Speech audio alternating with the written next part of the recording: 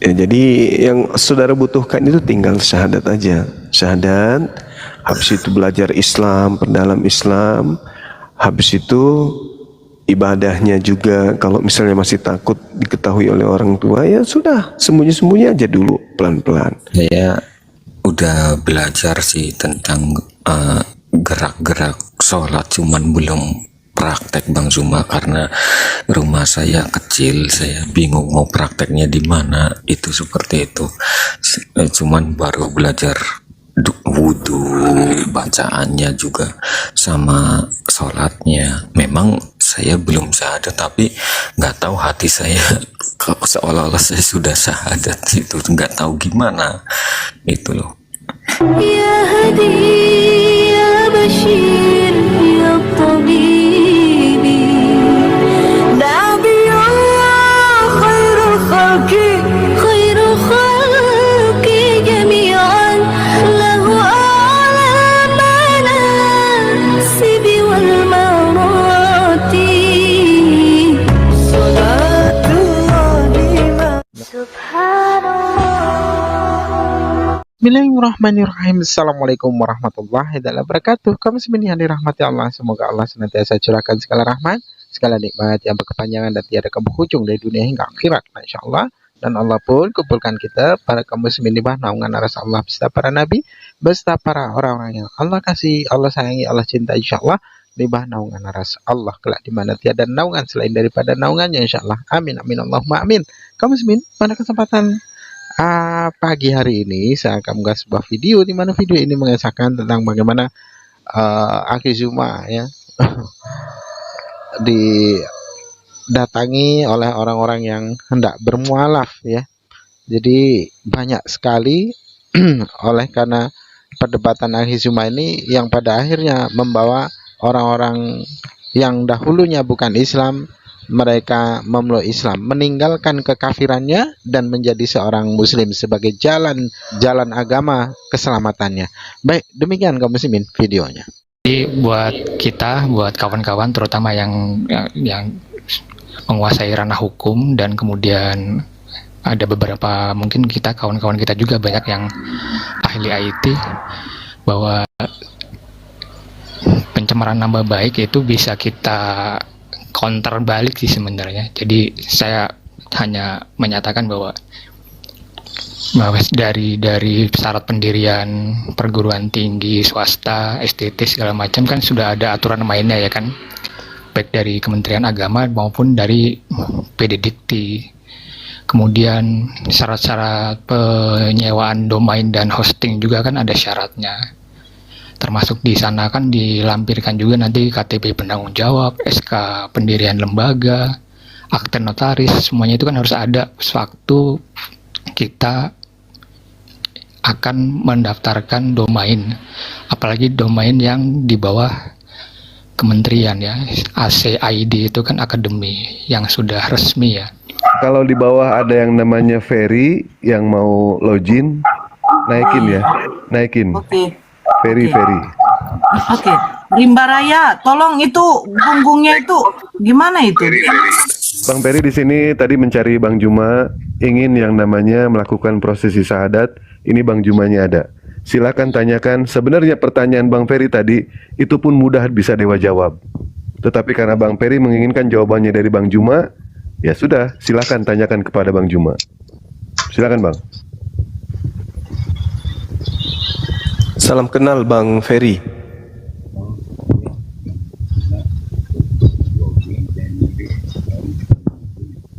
Dia tanya apa rupanya? Dia pengen tahu siapa itu Yudas, siapa itu Yesus, siapa itu baginda Rasulullah Shallallahu Alaihi Wasallam. Selamat malam Bang Zuma. Malam. Ya, ini ada beberapa pertanyaan ya Bang Zuma. Ya. Terkait mengenai kekristenan dan Islam. Sebelumnya saya beragama Katolik ya Bang. Siap. Saya beragama Katolik dan sudah 2 tahun saya udah gak ke gereja lagi Bang. Udah 2 tahun. udah malas lah intinya ya.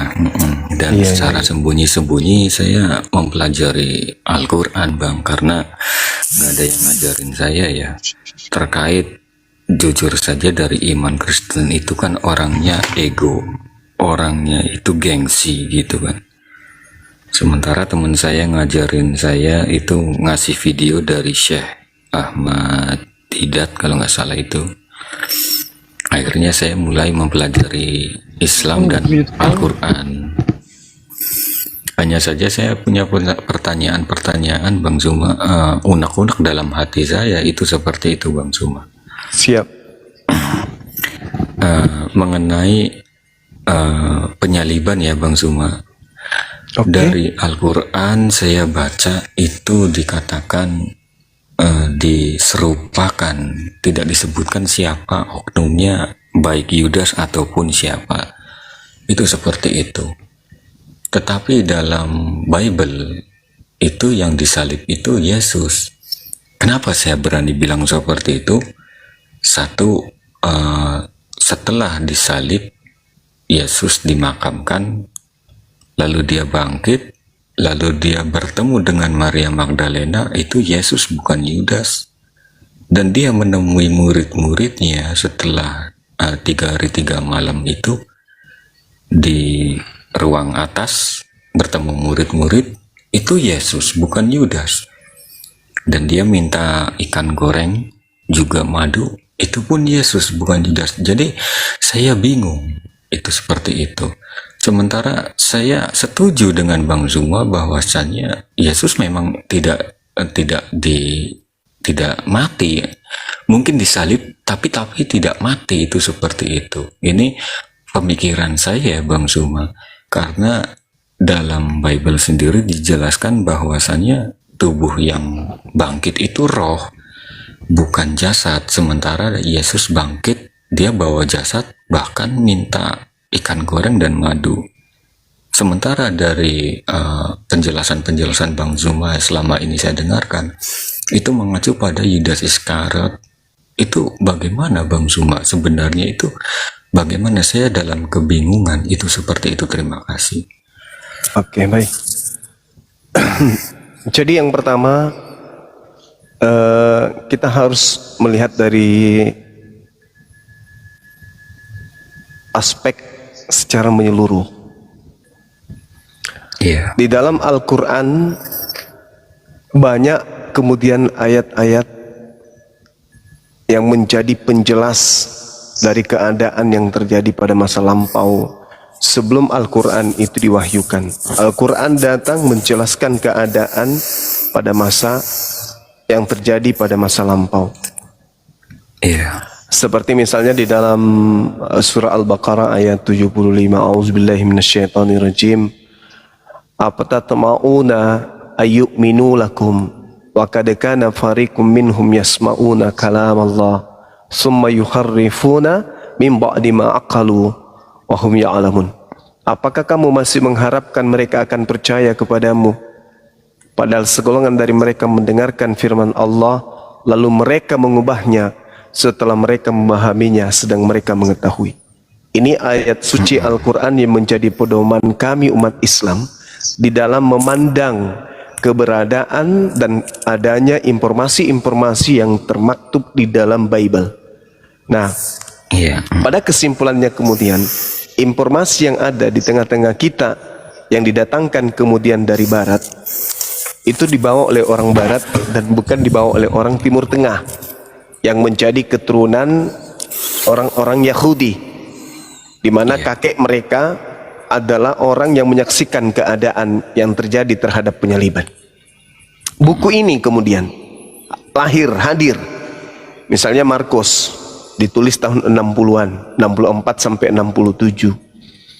Kemudian Matius ada yang mengatakan dituliskan kemudian berdasarkan naskah papirus itu di tahun 66. Petrus tahun 81 sampai 96, Yohanes tahun 40 sampai 140, Lukas antara tahun 80 sampai 85, Wahyu antara 90 sampai 100, Yakobus 47 sampai 48. Nah, yang jadi permasalahan di sini adalah ketika buku-buku ini dituliskan dan memiliki muatan pesan yang harus disampaikan kepada si pemesan, maka tidak menutup kemungkinan adanya perubahan narasi dari yang tadinya disalib adalah oknum yang tidak diketahui siapa, lalu dituliskan seakan-akan itu adalah oknum yang ingin dituju dan untuk disampaikan kepada siapa pesan itu ingin disampaikan. Nah, kejadian penyaliban itu antara tahun 30 sampai tahun 33 Masehi.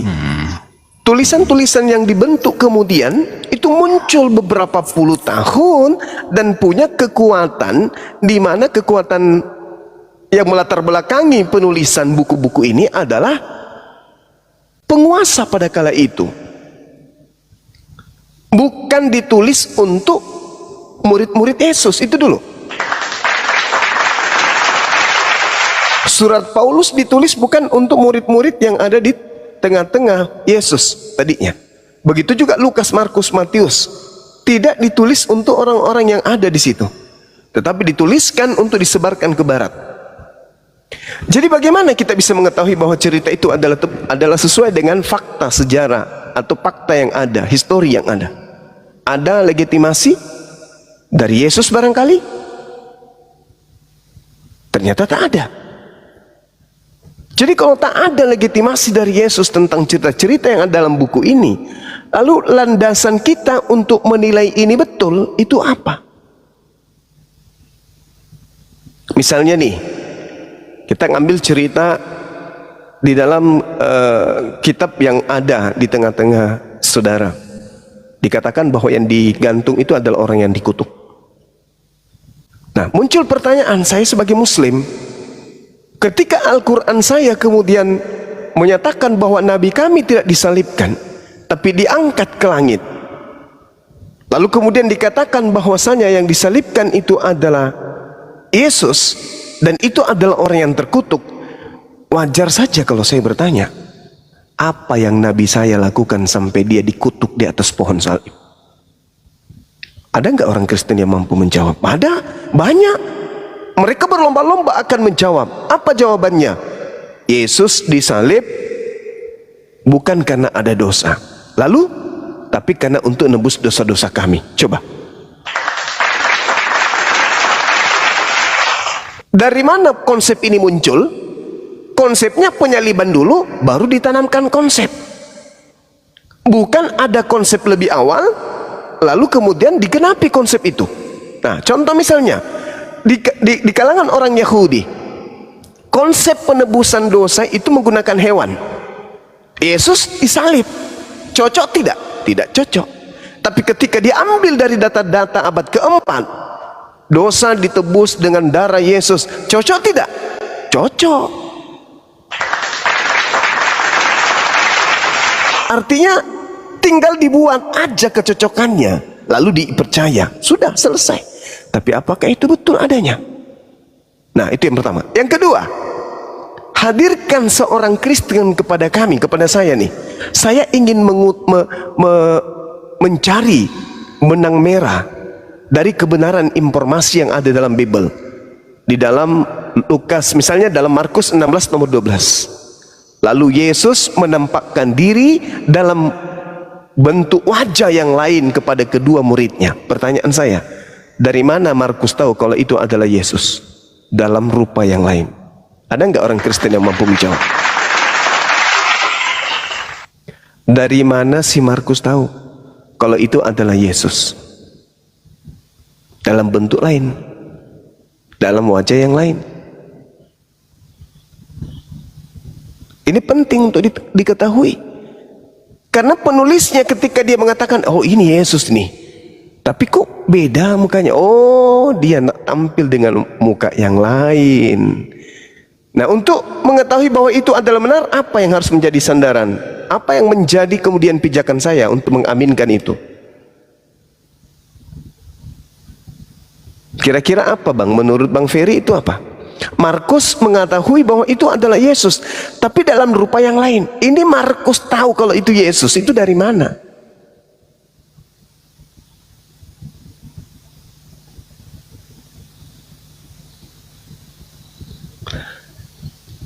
Seakan-akan misalnya Bang Suma pergi, terus kemudian ada orang yang menulis, ketika dia melihat ada orang yang kemudian yang dikira itu adalah Bang Suma, lantas dia mengatakan, lalu Bang Suma tampil dalam wajah, dalam bentuk wajah, dalam rupa yang lain. Ini kira-kira penulisnya tahu dari mana kalau itu adalah saya?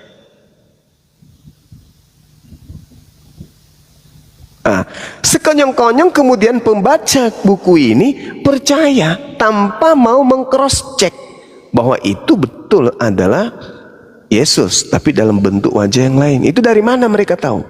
Seketika mereka mengimani itu.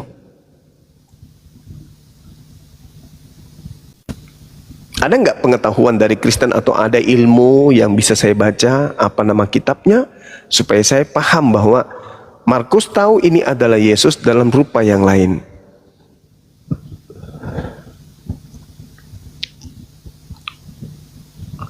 Bagaimana Bang Ferry?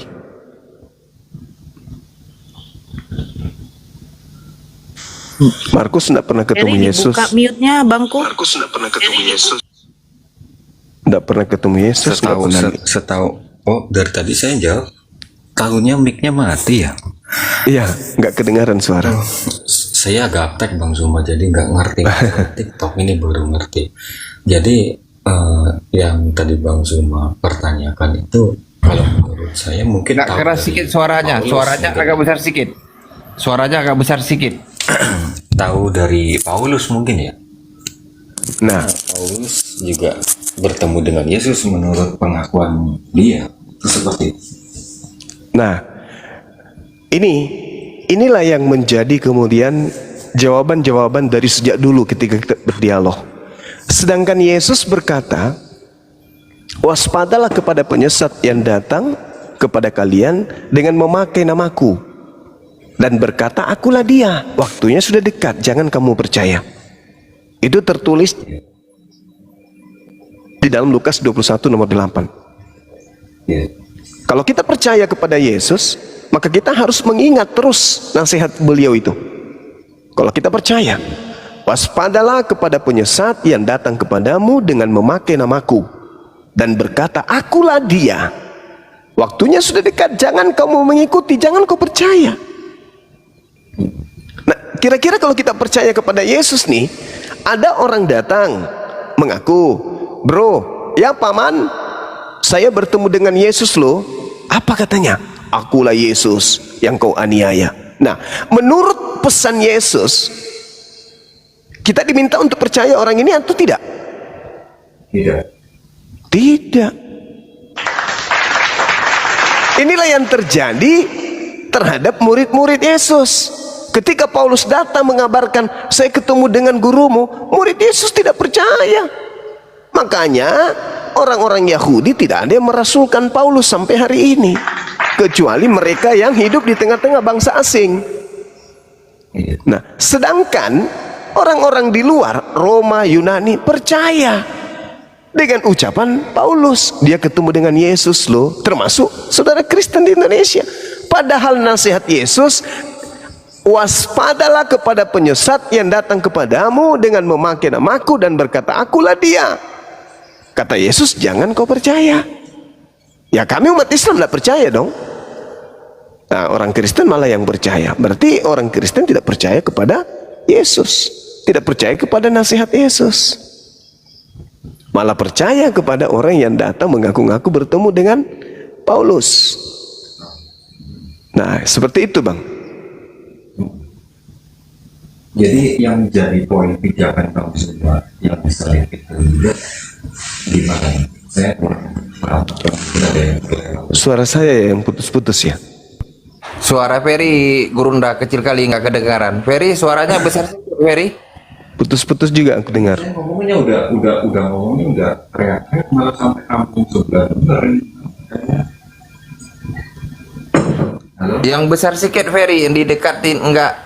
Suaramu nggak kedengaran, jadi Gurunda nggak bisa jawab, Bang Juma nggak bisa jawab. Suara nggak kedengaran. Halo, dengar nggak ini? Halo, dengar nggak? Tenggelam. Kecil, tenggelam ya. Halo. Lanjut. Kecil kali. Halo Bang Zuma, halo. Iya. Ada kedengaran cuman tenggelam suaranya bang. Headsetnya mungkin ya. Nah, coba saya matikan dulu.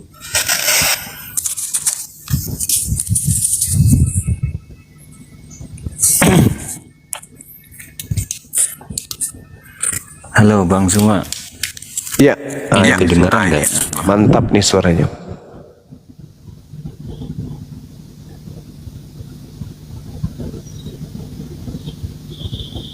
Nah, lebih mantap lagi. Kok itu bisa jatuh? Jaringan beliau tadi putus-putus memang. Izin bang, sebelum dia naik bang. Siap. Oke. Ini ada berapa ya? Ini berapa nih? 3.000 ya? Ya. 3.500 itu Nora. Oke. Ya, di follow akun saya ya. Wah, ya siap. Khusus untuk yang di bawah, tolong di follow akun itu Nora ya. Tolong di follow yang di atas ya. Ini akun yang baru, tolong di follow ya. Untuk akun di tap-tap layar di Quad Komal ini saya naikkan lagi orang. Apain semoga dia ya. Saya lanjutkan lagi. Assalamualaikum. Ya, assalamualaikum. Aduh, Kenapa Bang Glenn? Kopi? salah. Bukan, iya betul kopi saya bang ini. Salah. Saya mau ngomong sama telepon malah ngomong ke sini. Halo. Iya, gimana Bang Ferry? Kedengaran. Bang, maaf tadi barangkali ada yang terlewat, mungkin saya nggak paham atau terputus-putus ya. Jadi apa yang jadi pijakan dari Bang Zuma ketika Bang Zuma menjelaskan itu adalah Yudas Iskariot, itu seperti itu? Saya sederhana Bang. Diterangkan di dalam kitab saudara sendiri, Matius, Markus. Bahkan kitab Lukas juga menjelaskan itu. Yudas Iskariot yang mengkhianati Yesus, Markus 3 nomor 19. Kan begitu? Nah, itu satu Bang.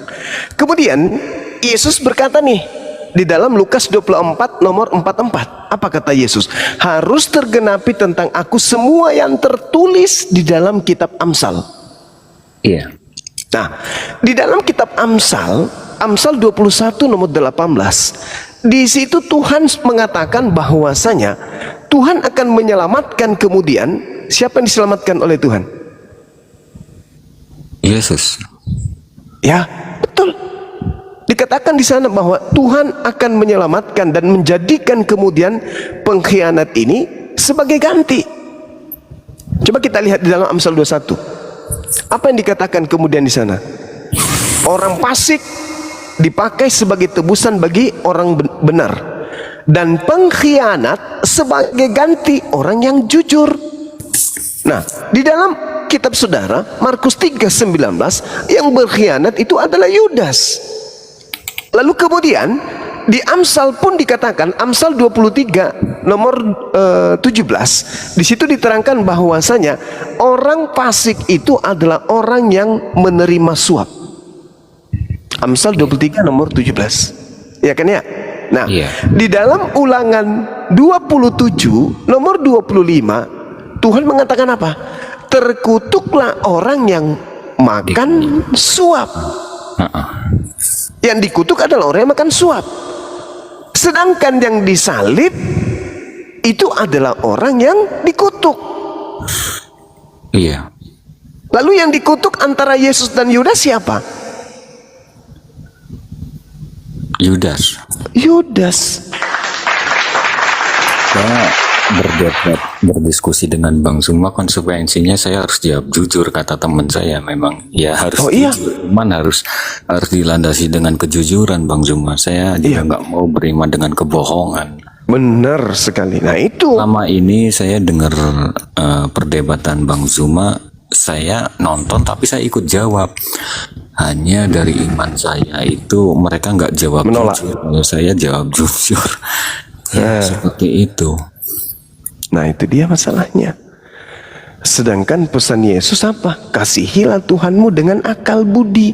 Akal kita ini yang dikasih oleh Allah, yang dikasih oleh Tuhan, tidak akan pernah bisa bohong. Tidak bisa. Mulut boleh berkata iya, tapi hati, akal tak bisa dibohongin. Jadinya kita nyiksa diri sendiri. yukhadi'una Allah walladzina amanu wa ma yakhda'una illa anfusahum wa ma yash'urun. Mereka hendak kemudian menipu Allah dan juga menipu orang-orang beriman, padahal sesungguhnya mereka hanya menipu diri mereka sendiri. Itu Quran yang mengatakan. Maka ketika saya kemudian belajar Bible, saya semakin cinta kepada kitab suci saya. Karena tipikal ciri-ciri orang-orang kafir, orang-orang munafik dijelaskan begitu gamblang, dan prakteknya di lapangan itu betul-betul ada pada orang-orang kafir itu terhadap orang-orang munafik. Loh, kok bisa Nabi Muhammad mengetahui sejauh itu gitu loh? Boleh saya kasih? Ya, silakan. Bang Zuma. Sebenarnya kami pernah nih, kami dari Katolik sama-sama duduk ya, waktu naik ke puncak gitu, dengerin perdebatan seperti ini. Secara hati nurani kami jujur sebenarnya ya mengakui kebenaran yang daripada Bang Zuma disampaikan, hanya terpulang kembali kepada diri kita, ego kita. Ego. Seperti itu. Dan saya sampai sekarang saya juga masih bingung ini Bang Zuma, minta saran dari Bang Zuma. Selama ini kan 2 tahun saya mempelajari Al-Quran begitu Bang Zuma. Sementara saya mau menjadi Muslim, saya bingung karena ibunda saya jujur saja punya penyakit jantung Bang Zuma. Saya takut ibunda saya itu kaget. Memang selama ini orang tua itu nggak pernah mengatur-ngatur tentang keimanan ya. Itu urusan kamu lah, terserah. Cuman saya takut itu seperti itu. Selama ini saya membaca buku-buku hadis dan lain-lain, hanya ingin menanyakan langsung kepada Bang Zuma. Ini terkait Nabi Muhammad. Apakah benar-benar Nabi Muhammad itu disampaikan, diberitakan di dalam Bible oleh Yesus atau mungkin di Perjanjian Lama? Itu seperti itu. Dan saya pertanyaan yang kedua, bagaimana saya menjalani keislaman saya terkait dengan orang tua saya dengan kondisi yang seperti itu? Apakah saya harus sembunyi-sembunyi? Apakah saya harus bagaimana Bang Zuma? Saya bingung ini. Iya, yang pertama terkait dengan apakah Yesus mengajarkan tentang Nabi Muhammad. Kalau kami di Islam ya, Al-Quran surah As-Saff. Perjanjian Lama Bang Zuma sama Perjanjian Lama, apakah ada itu seperti itu? Perjanjian Lama dan Baru maksud saya itu seperti itu. Kalau di Perjanjian Lama Bang, misalnya di dalam Ulangan 33 nomor 2 tentang Nabi Muhammad, iya. Yes, bahwa Tuhan akan datang melalui seseorang sebagai penolong dengan membawa 10.000 pasukan orang suci untuk menegakkan hukum-hukum. Ada nggak pernah terjadi?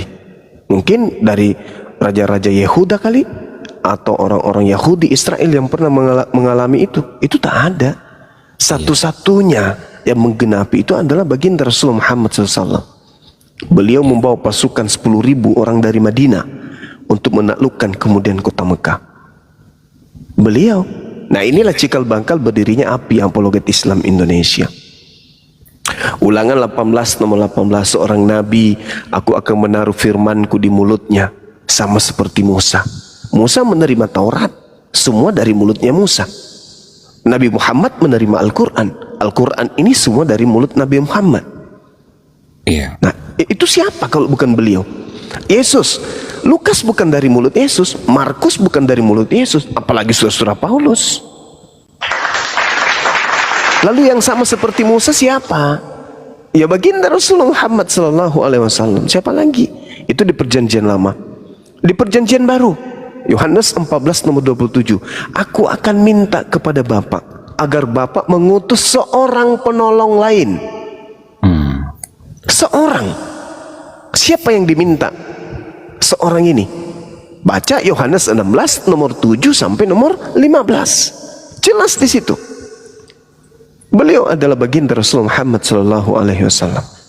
Nah, implementasi praktek di lapangan coba kita lihat di dalam Kisah Para Rasul 3 nomor 22 sampai nomor 23. Dan akan terjadi siapapun yang tidak mendengarkan Nabi itu, maka dia akan dibasmi.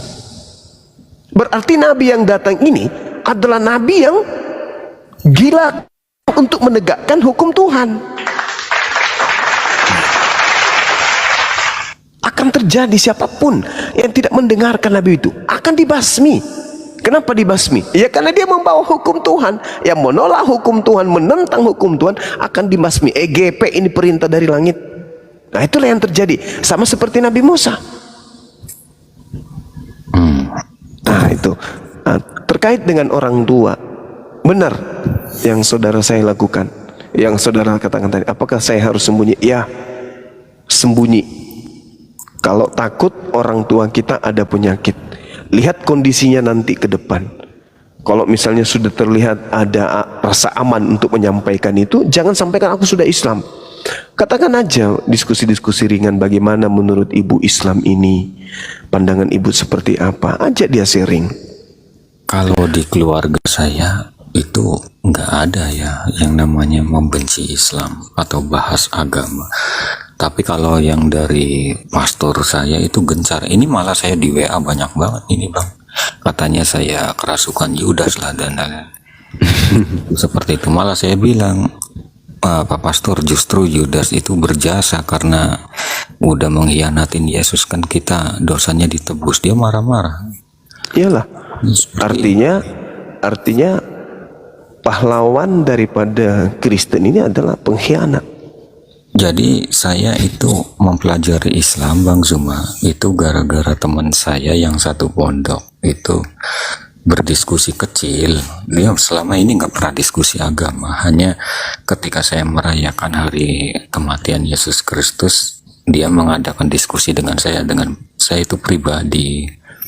Dia bilang, kamu merayakan kematian Yesus kenapa? Ya karena dia wafat demi dosa-dosa umat Kristen, saya bilang gitu. Ya teman saya jawab, berarti kamu dengan tentara Roma itu sama-sama di atas perahu yang sama. Tentara Roma eksekutor, kamu adalah sponsor, bener nggak? Loh kok bisa gitu? Bilang gitu. Iyalah, tentara Roma itu kan yang bunuh kamu, yang aminkan. Haleluya. Saya 6 bulan itu saya mikir Bang Zuma. Bener, saya mikir. Jadi saya mikir gitu. Iya juga sih. Terus yang kedua mengenai masalah penebusan dosa, teman saya bilang, ya kamu tinggal melakukan dosa seenak-enaknya, kenapa? Saya bilang, ya nggak bisa seperti itu. Loh kenapa nggak bisa? Dosa kamu udah dibayar. Kalau kamu nggak melakukan dosa, Yesus mau bayar apa? Nah, kamu harus berdosa. Jadi akhirnya saya juga mikir gitu. Saya tahu dia bukan bermaksud menghujat saya ngerti supaya saya mikir, tapi ternyata ya saya akhirnya mikir juga. Memang 6 bulan itu mengganggu saya, pikiran saya, sampai akhirnya saya nggak mau ke gereja. Ngapain saya ke gereja? Dan itu ada dalilnya bang. Oh gitu ya. 1 Yohanes 2 nomor 1. Anak-anakku yang terkasih, aku menulis ini kepadamu supaya kamu jangan berbuat dosa. Tetapi jika seseorang berbuat dosa, kita mempunyai seorang pembela di hadapan Bapa, yaitu Yesus Kristus yang benar. Itu ada dalilnya. Dan yang parah lagi, ketika saya sebelum beranjak membaca Al-Quran kan saya baca Bible tuh bang semua kan. Udahlah selama hidup saya kok nggak pernah baca Bible sih. Gila-gila amat saya beragama nggak tahu kitab saya sendiri. Saya baru nemu baca di Ibrani itu ada sosok yang lebih hebat daripada Yesus. Itu kan namanya Melkisedek. Bagaimana bisa ada tokoh lebih hebat dari superhero saya Yesus gitu? Dia nggak punya bapak, nggak punya ibu, tak berkesudahan lagi, nggak berkesudahan ya. Kenapa dia nggak jadi Tuhan? Jadi ini saya terganggu, tergoncang akhirnya. Aku harus konsultasi sama siapa? Akhirnya saya 2 tahun itu membaca Al-Quran, jujur saja Bang Zuma, saya membaca itu sembunyi-sembunyi ya kan. Saya gengsi dong sama teman-teman saya kadang ngejek-ejekan, apa lu umatnya Muhammad, lu umatnya Yesus nih. Biasalah yang kayak gitu. Masa sekarang saya mau jadi mu'alaf, makanya saya sembunyi-sembunyi, jujur saja sembunyi-sembunyi Bang Zuma, udah 2 tahun gitu kan. Iya gitu. Banyak yang kayak gitu, banyak yang sembunyi-sembunyi, sholatnya sembunyi-sembunyi. Saya belum sholat Bang Zuma, tapi untuk Al-Fatihah hafal. Alhamdulillah ya. Sama Masya Allah. apa ya, sama Al-Baqarah itu karena saya sering baca, jadi ya Al-Baqarah itu yang kedua, surat kedua ya, jadi ngerti gitu. Walaupun kata teman saya, kamu jangan baca Al-Quran tanpa guru, nanti kamu gila. Berarti bahaya dong kitab ini. Nggak mungkin lah Tuhan saya ini. memberikan kitab itu dibaca orangnya jadi gila, gimana sih? Jadi seperti itu. Saya di doktrin itu keras Bang Zuma. Untuk membenci Islam itu keras. Cuman saya nggak mau percaya begitu saja tanpa membuktikan. Tadi sih saya ada pertanyaan, tapi sudah dijawab. Mungkin Bang Zuma bisa ngasih jawaban yang lain ya. Mengenai Nabi Muhammad itu, apakah betul beliau itu meninggal dengan cara diracun? Itu seperti itu Bang Zuma. Iya. Baik. Jadi kalau kita melihat keadaan beliau ya, Nabi Muhammad SAW, seibarat kita melihat ada orang kena peluru tahun 2000, ditembak bagian betis, dar.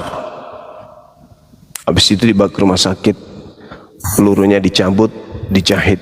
Kemudian pada saat dia kena peluru, orang ini merasakan detik-detik hampir menuju kepada kematian. Detik-detik rasa ingin mati itu ada, darah terkuras semuanya keluar. Nah, 3 tahun kemudian beliau mengalami perasaan itu lagi. Karena sejatinya yang namanya kematian itu rasanya sama ya kan ya. Iya. Tahun 2000 gagal mati. Tahun 2004 menuju kematian.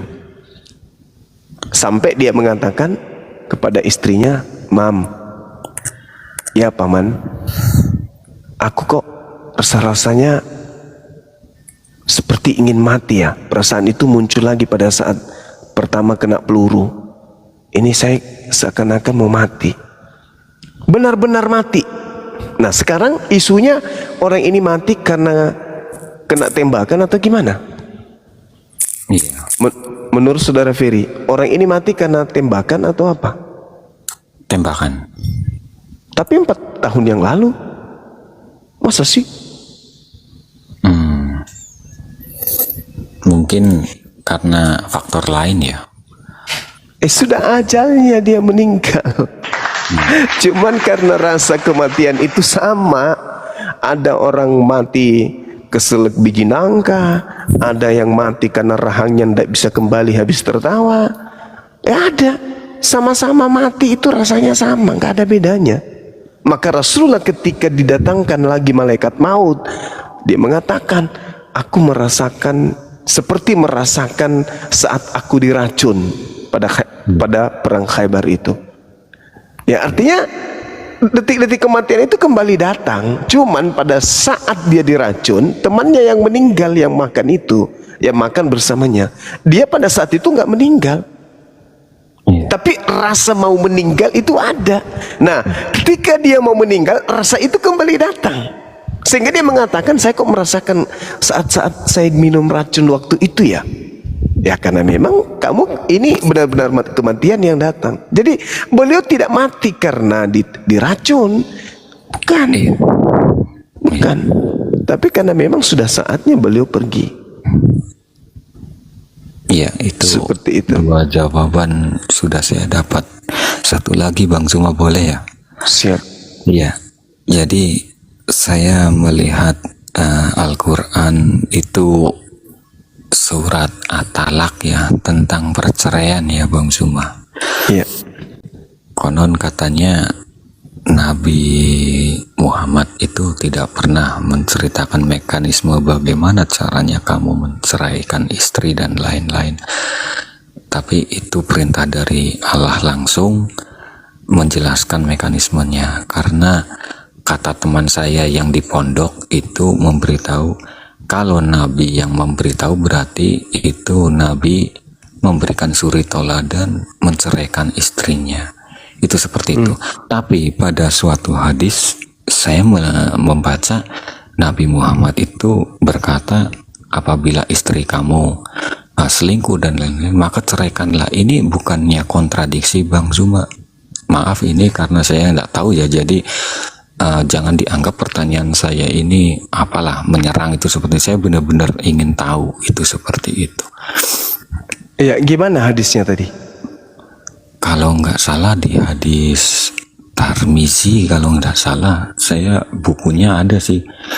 Itu seperti itu penjelasannya Bang Zuma. Jadi kalau istri selingkuh, Ceraikan istrimu. Itu seperti itu. Jadi kontradiksinya menurut saya, katanya Nabi Muhammad tidak pernah tidak boleh menjelaskan tentang talak atau perceraian, tetapi dia juga bersabda demikian. Padahal itu kan surat At-Talak sudah menjelaskan mekanismenya. Ini kayak seperti kontradiksi, artinya Nabi menjelaskan tapi padahal Allah sendiri melarang. Itu seperti itu Bang Zuma. Iya. Barangkali saya salah paham ya, maksudnya ini saya ingin tanya itu. yang saya tahu Rasulullah pernah menasihatkan dan menyampaikan bahwasanya perbuatan yang tidak haram, yang dibenci oleh Allah itu adalah bercerai. Itu pernah disampaikan oleh Rasulullah. Artinya gini, ketika kemudian ada seorang suami mengetahui istrinya itu selingkuh misalnya, ya kan ya, Iya. apakah boleh diceraikan? Boleh. Kenapa tidak? Iya. Nah, lalu apakah boleh dipertahankan? Boleh juga. Iya. Kenapa tidak? Selama kamu memaafkan. Iya. Kamu memaafkan istri dan tidak mengungkit-ungkit lagi kesalahannya. Artinya kamu menerima keadaan itu ikhlas dan bisa kemudian membentuk istri menjadi wanita yang soleha, merasa bertaubat dari perbuatannya. Boleh, tapi itu jarang Bang. Jarang laki-laki bisa kemudian melakukan itu. Iya. Jarang. Karena kenapa? Ketika dia berbaik sama istri, kalau imannya setengah-setengah, ada masalah ke depan, pasti yang diungkap lagi adalah perbuatan istri yang lalu-lalu. Iya. Seperti itu adanya. Jadi kurasa itu bukan kontradiksi. Bukan kontradiksi, tapi Rasulullah memberikan kemudian tuntunan. Karena Al-Quran menjelaskan bahwa Rasul Muhammad SAW itu diutus untuk melakukan bimbingan kepada manusia. Dan apa yang menjadi putusannya, semuanya itu adalah wahyu dari Allah. Semuanya itu adalah ilham dari Allah. Seperti itu Bang. Iya. Kayaknya udah, saya nggak ada pertanyaan lagi Bang, cuma sudah dijawab. Iya, Masya Allah. Jadi gimana kita syahadat? Ya, kalau syahadat sih nggak apa-apa, cuman masalahnya bagaimana saya mempraktekkan keseharian saya, bagaimana menghadapi orang tua saya yang tadi saya tanyakan tadi Bang Zuma. Iya. Kalau di Al-Quran itu dijelaskan begini terkait orang tua. A'udzubillahi minasyaitonirrajim. Wa wassaynal insan biwalidayhi hamalatsu ummuhu wahnan ala wahnin wa fisaluhu fi amain anishkurli waliwalidayka ilayyal masir. Dan kami perintahkan kepada manusia agar berbuat baik kepada kedua orang tuanya. Ibunya telah mengandungnya dalam keadaan lemah yang bertambah-tambah dan menyapihnya dalam usia 2 tahun. Bersyukurlah kepada aku, kata Allah, dan kepada kedua orang tuamu, hanya kepadaku kalian kembali. Wa in jahadaka ala an tusyrika bi ma laysa laka bihi ilm fala tuti'huma wa sahibuhuma fid dunya ma'rufa. Kata Allah, dan jika keduanya orang tuamu ini maksudnya memaksamu untuk mempersekutukan aku dengan sesuatu yang engkau tidak mempunyai ilmu tentang itu, maka janganlah engkau mentaati keduanya.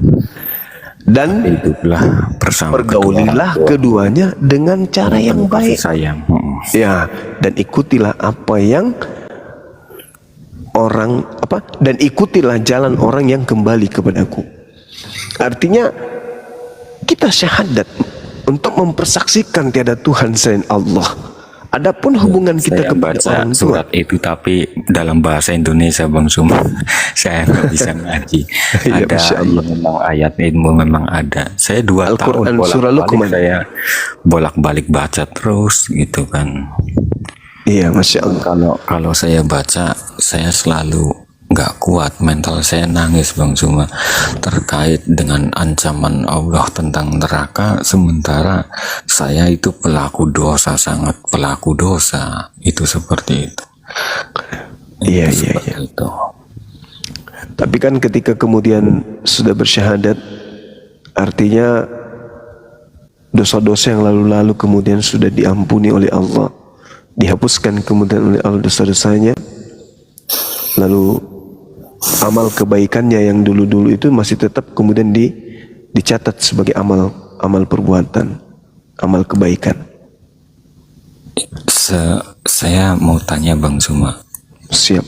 saya dengan perbuatan dosa yang berlimpah, dulu saya pelaku alkohol karena saya suka main musik ya. Saya pelaku alkohol, saya suka judi dan lain-lain. Tapi saya nggak suka main wanita ya. Nggak tahu kenapa saya nggak mau. Cuman ya itu, saya di dunia musik saya juga pelaku alkohol. Saya kadang mikir, saya dengan dosa segunung-gunung kayak gini, seandainya saya masuk Islam, saya nggak bisa bahasa Arab dan lain-lain. Bagaimana, apakah saya bisa bertemu dengan Nabi Muhammad SAW? Bisa. Al-Quran mengatakan summa inna rabbaka lilladzina amilus su' bijahalatin summa tabu min ba'di dzalika wa aslahu inna rabbaka min ba'diha lagafurur rahim.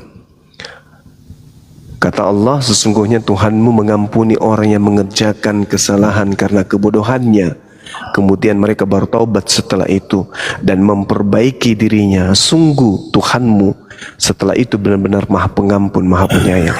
Dihapuskan sebesar apapun dosa kita, Allah jauh lebih besar pengampunannya.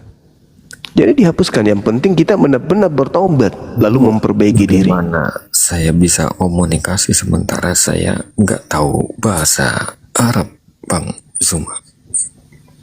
Komunikasi dengan baginda Rasul Muhammad SAW. Nah, seibarat kita ketika bayi, Bang. Ketika kita bayi, kemudian beranjak menjadi anak-anak, kita nggak pernah belajar bahasa Indonesia kan? Tiba-tiba saja kita tahu, Mama mau jajan, mau duit, mau uang. Tiba-tiba aja kita pintar. Nah, samalah seperti itu. Ketika nanti kita di alam sana, bertemu dengan orang-orang, kita berkomunikasi dengan orang-orang, kita dengan spontan Allah memberikan kekuatan, kemampuan itu. Sama ketika di dunia, tiba-tiba saja kita belajar bisa bahasa Indonesia, bisa bahasa daerah, tanpa kita pelajari terlebih dahulu. Kita nggak bisu masuk kelas, habis itu diajarin berkata A, B, nggak ada. Tiba-tiba aja kita bisa. Seperti itu, Bang. Saya 2 tahun membaca Al-Quran, juga melihat hadis-hadis Nabi ya, Bang Zuma. Siap. Saya setiap mendengar tentang Nabi Muhammad, nggak tahu saya pasti pengen nangis, Bang Zuma. Allahu Akbar, Masya Allah. Nggak tahu kenapa, walaupun saya nggak kenal, walaupun saya nggak ngerti siapa ini orang, tapi nggak tahu kenapa setiap saya dijelaskan tentang seperti itu, saya suka menangis, Bang Zuma. Ini saya benar-benar demi Tuhan, saya nggak kuat sebenarnya, nggak tahu kenapa itu seperti itu, Bang. Makanya saya ingin meyakinkan diri saya sendiri. Konsultasi dengan Bang Zuma, apakah benar-benar beliau seorang nabi, ataukah benar-benar dia sudah dituliskan, dinubuatkan di perjanjian lama dan baru? Itu seperti itu. Itu sudah nubuatannya itu banyak. Iya, tadi sudah Banyak. dijawab sama Iya. Bang Zuma. Iya. Masya Allah. Ya, jadi yang saudara butuhkan itu tinggal syahadat aja. Syahadat, habis itu belajar Islam, perdalam Islam, habis itu ibadahnya juga. Kalau misalnya masih takut diketahui oleh orang tua, ya sudah, sembunyi-sembunyi aja dulu, pelan-pelan. Saya udah belajar sih tentang gerak-gerak sholat, cuman belum praktek Bang Zuma karena rumah saya kecil, saya bingung mau prakteknya di mana. Itu seperti itu. Cuman baru belajar wudhu, bacaannya juga sama sholatnya. Memang saya belum syahadat, tapi nggak tahu hati saya seolah-olah saya sudah syahadat, itu nggak tahu gimana itu loh. Saya tiap hari Bang Zuma itu di WA sama Pak Pastor, itu kamu harus dibaptis dan lain-lain. Saya sampai bilang sama Pak Pastor percuma baptis saya, bolehlah baptis raga saya, tapi hati saya udah nggak bisa dibaptis nih. Terserahlah Bapak mau katain saya kerasukan iblis, setan, jin atau terserah. Saya nggak mau tahu. Saya bilang gitu. Ketika saya nganggur cari pekerjaan susah, nggak bisa bayar per bulan, Anda kemana? Saya bilang, giliran dengar saya sedang belajar Islam, Anda nguber-nguber saya. Saya bingung saya dengan orang-orang seperti ini. Justru yang ngasih utang sama saya, yang ngasih kerjaan saya, teman-teman muslim. Saya kan yang katanya teroris, yang katanya pembunuh, yang katanya beringasan, justru mereka yang nolongin hidup saya. Saya bukan gimana-gimana, itu yang manggil saya akhirnya pengen belajar Bang Zuma. Allahu Akbar, Masya Allah. Iya. Karena memang pada hakikatnya Islam itu rahmatan lil alamin, ya, berkasih sayang dengan alam semesta. Itu dia. Jadi Islam itu datang untuk pemeluknya itu berkasih sayang dengan alam ini, bukan membenci. Tak ada di Islam itu ajaran benci, nggak ada. Tak ada di Islam bencilah orang, nggak ada. Ini jadi kalau saya syahadat gimana Bang Zuma? Ya, syahadatnya kita bimbing di sini. Nanti mungkin ada yang bisa menolak. Saya diminta KTP dan lain-lain, mau di-share itu nggak apa-apa gitu. Saya takut sih. Ini saya aja diserang banyak banget WA Bang Zuma, gara-gara tadi saya ditanya nomor WA, saya ngomong aja terocos nomor saya, nggak taunya saya dibom balik. Ini banyak banget, nggak tahu. Aduh, gimana? Iya. Kalau ini saran saya buat teman-teman Katolik ya atau Kristen ya, kalau diskusi yang jujur lah, jangan gila-gila banget lah ya. Kalau nggak tahu mending diem gitu. Saran saya seperti itu ya, diselidikin dulu berita kebenarannya. Itu seperti itu. Jangan termakan propaganda. Saya tahu saya dipropaganda, saya didoktrin itu sangat keji sekali. Itu seperti itu Bang. Iya, KTP-nya mungkin bisa dikirim ke Bang Handi atau ke Bang Maksud Dewa. saya gini Bang Zuma, Siap. nomor WA siapa gitu, wakil lah, perwakilan, nanti saya kirim aja. Kalau mau syahadat di sini suara aja nggak masalah kan Bang Zuma, itu kan seperti nggak apa-apa. Tapi KTP-nya bisa nggak malam ini dikirim ke WA? Saya jujur saja saya gaptek masalah TikTok ya. Nanti habis syahadat saya buka WA deh, saya dikeluarin saja dari grup ini. Nanti saya kirim ke WA siapa gitu. Tadi nomor WA saya udah disimpan sama Mbak siapa tadi itu yang di grup itu ya. Lupa saya yang di grup ini yang sebelum. Bang Handi monitor nggak ini? Atau hostnya? Monitor. Ya. Minta nomor HP-nya Bang. Minta tolong ke beliau biar dikirim KTP. Ya, 0813. Iya. 0813 9233. 0813 9233, iya. Tambah 7800. Ulangi Bang, 0813 ditambah 9233. Diulangi dari pertama. 0813 ya. ditambah 9233 ditambah 7800. 9200. 78.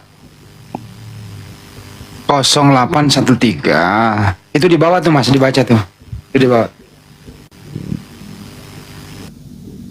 Ulang berkali-kali kena peringatan nanti. Itu di bawah tuh ada tuh.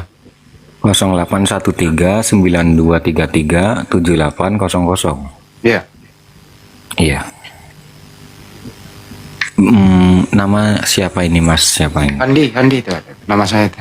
Mas Andi ya. Iya. Kirim aja KTP-nya kemari. Ya tapi saya harus keluar dulu berarti dari ini ya, dari TikTok. Apa saya ada dulu gimana? Syahadat dulu bang, syahadat aja dulu. Ya nggak bisa soalnya kalau udah keluar dari TikTok tadi aja. Ya syahadat aja dulu bang. Abang syahadat aja dulu, dibimbing oleh Bang Zuma. Nanti setelah itu baru abang kirim KTP ke Bang Handi gitu bang. Tapi KTP-nya nggak buat itu ya, nggak buat pinjol ya. Enggak aman insyaallah. Ini Kak, kalau di Apologet Islam Indonesia itu persyaratannya Bang, ada kan seorang laki-laki ya. Kita ini yayasan loh. Iya. Tidak mungkin KTP Anda disalahgunakan buat apa? Enggak, lagian saya juga. Yang persyaratannya itu memang harus menyerahkan KTP. Terus kedua nanti memang harus on cam. Iya. Bisa on cam kan? Bisa. Bisa. Ya udah. Sekarang follower Anda berapa sekarang? Nggak tahu bang, saya gaptek, nggak ngerti bang, nggak ngerti. Bisa Bang Adi. Baru 280-an. Belum bisa, belum bisa. Gini saja, paling gampang WA video call juga nggak masalah kan mungkin. Nggak bisa Mas. Harus disaksikan semua orang di sini. Oh, itu gimana ini caranya? Nah, di Iya, sini tambahin followersnya ya. di follow dulu Follow ya. teman. 4.500 manusia di bawah kawan-kawan. Di follow Bang Ferry ya. Di follow teman-teman. Follow. Kirain kalau di WA gitu terus nanti gampang di video gitu nggak bisa ya? Ya nggak bisa. Kan kalau begitu cuma berdua. Di sini banyak harus ada yang menyaksikan. Oh. Persyaratannya kayak gitu. Nah 700 sudah 700. Lagi teman-teman. Di follow lagi. 4.000. Sambil WA bisa kok. Anda bisa back di situ, nggak usah keluar TikTok. Anda bisa kirim KTP Anda ke saya tanpa keluar TikTok, bisa kok itu. 874. Lagi teman-teman.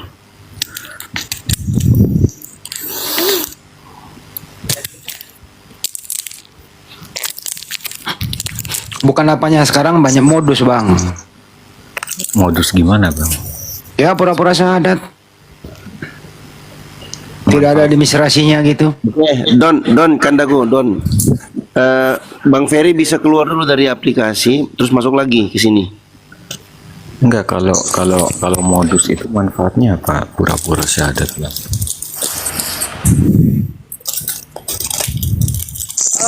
Bang Ferry izin. Saya moderator di sini. Saya turunkan Bang Ferry, nanti saya jambak lagi. Jadi Bang Ferry nggak usah kemana-mana ya. Kalau Bang Ferry yang turun, nanti Bang Ferry mentalnya ke room lain. Oke? Enggak kak, enggak bisa kak, harus keluar aplikasi kak. Harus keluar dari aplikasi. Bang Ferry follow dulu nih Bang Faruk Sianipar, ini hostnya, atau follow Bang Zuma. Nanti kan kalau abang masuk lagi abang sudah saya follow. Oke, siap. Abang keluar dulu dari aplikasi, nanti masuk di pesan, nanti tinggal lihat itu namanya Bang Zuma sama Bang Faruk itu terlihat tuh bagian atas tuh. Silakan Bang. Iya. Tunggu Bang.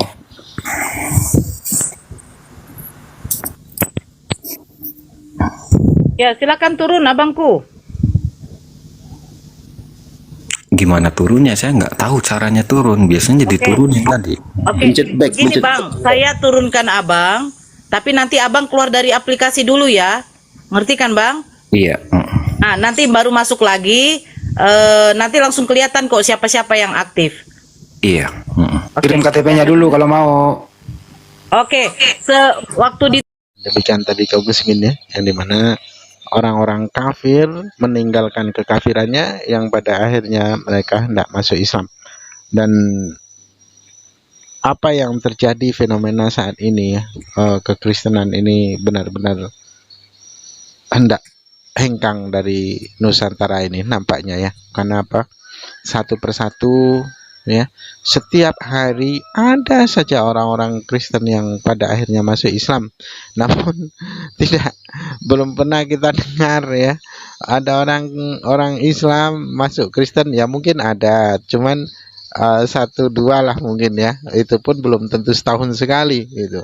Tapi hari ini umat Kristen banyak sekali masuk Islam setiap hari. Nah, itu. Dan umat keagamaan ya, kekristenan ini akan punah ya, akan hengkang dari Nusantara ini, bukan karena diperangi, bukan karena dimusuhi, tapi ya karena pemeluknya itu sendirilah yang pada akhirnya menggunakan akal. Ketika ia menggunakan akalnya, maka pada akhirnya mereka pun akan meninggalkan keyakinannya dan berpindah agama kembali ke fitrah, yakni Islam sebagai jalan keselamatannya. Baik, kaum muslimin, mungkin hanya itu saja yang dapat saya sampaikan dan saya akhiri video ini. Wassalamualaikum warahmatullahi wabarakatuh. يا هدي يا بشير